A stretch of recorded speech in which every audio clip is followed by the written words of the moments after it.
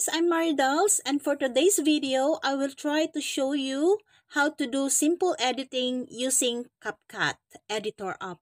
My first video guys regarding this CapCut is how to change video background. So please check it out guys after this video. Okay, so now we will do simple editing just to show you how to use this simple editing app that is very good. Okay, stay tuned. Welcome back guys, at eto na nga, magsisimula na tayo. So, ang unang-una nating gagawin is puntahan natin ang ating downloaded na editing app na CapCut. Okay? So, eto na guys, eto na, ipe-press ko na ang CapCut ko, andito na.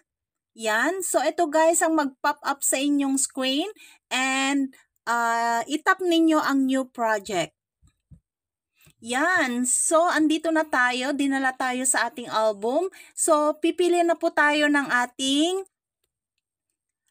videos, guys. So, ako pipili muna ako ng 2 cooking videos ko na kung saan ay gagawin lamang nating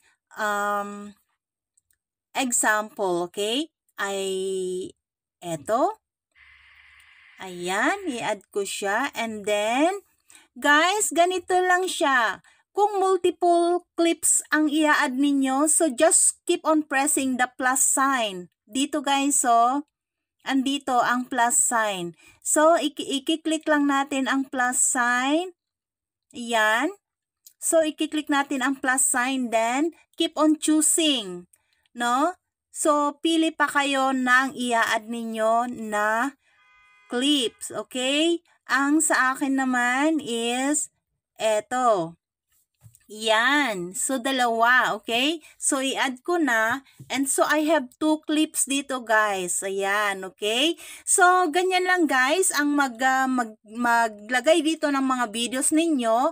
At keep on pressing plus kung meron pa kayo at marami kayong mga clips, ay keep on pressing the plus sign. Okay?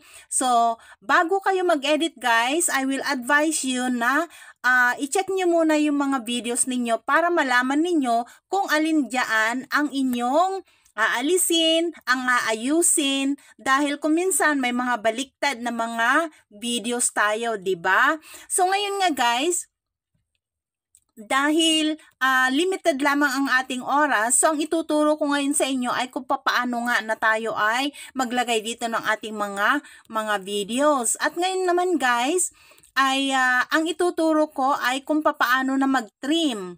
Dahil yan nga guys, 'di ba? Kapag chinek na natin ating mga videos, ang unang-una nating gagawin is to cut, okay? Trim, cut or split. Yan ang ginagawa natin. Yung mga unwanted natin na mga videos ay talagang kinakat natin.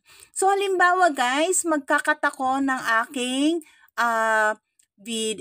aking clips. So dahil ito napakahaba niya, and so ngayon naman guys ay ipapakita ko sa inyo kung paano tayo mag-trim dito sa CapCut, okay? So ngayon nga guys, dito I decided na dito ako magka-cut, and so yeah, so ipe-press lamang ninyo yan guys and hanapin ninyo ang split. Eto guys, so yung pinakauna na word dito sa baba, split sabi niya, so i-tap ninyo yan. Ayan, so split na siya. So ngayon naman, you decide kung alin ba sa dalawa ang itatapon ninyo or i-delete ninyo. So, I guess ako naman, dahil obvious naman, etong nasa dulo na to is unwanted. So ito ang aking itatap. Itap ninyo guys and then delete. Andito lang sa baba ang delete, okay? Hanapin nyo ang delete. Yan, pagkatapos ninyong matap yan and then delete. So, deleted na siya guys. Ganyan lang siya mag-delete dito at mag-cut. So, halimbawa guys, nasa gitna naman ang ayaw ninyo, di ba? Kung minsan mga videos natin ay merong mga unwanted kayo na nakapagitna. So, ngayon nga guys, halimbawa, hahanap ako ng part na kung saan ay nakapagitna, ayaw ko siya.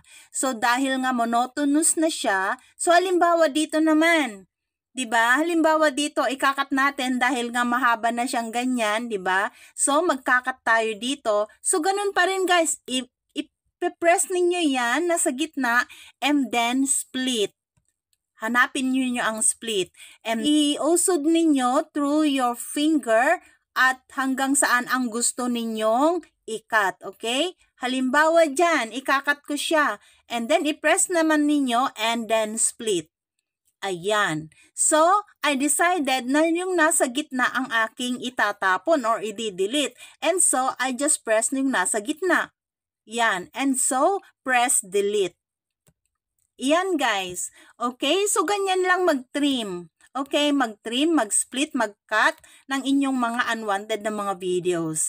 Okay, so ngayon naman guys ay dahil nga na-trim na ninyo, naayos na ninyo ang video nyo at na-cut na ninyo ang mga unwanted, so I suppose na gusto ninyo ng transition sa bawat clips ninyo. O, 'di ba? So ako kasi mahilig ako sa transition. So ngayon nga guys, dahil nga halimbawa, eto, dahil magkaiba sila, di ba? Halimbawa, magkaiba sila. So, yan, tignan ninyo. O di magkadugtong yan. So, kung gusto ninyong lagyan ng transition yan, dahil magkaiba namang video yan, so, hanapin natin ang, yan. So, i-press ninyo siya, guys. Ayan guys, ito na ang ating transitions, okay? So, pipili na kayo dito guys, okay? So, napakadami niya and so, pipili na lang kayo dito and, ayan, for me, para hindi na tayo magtagal is, halimbawa,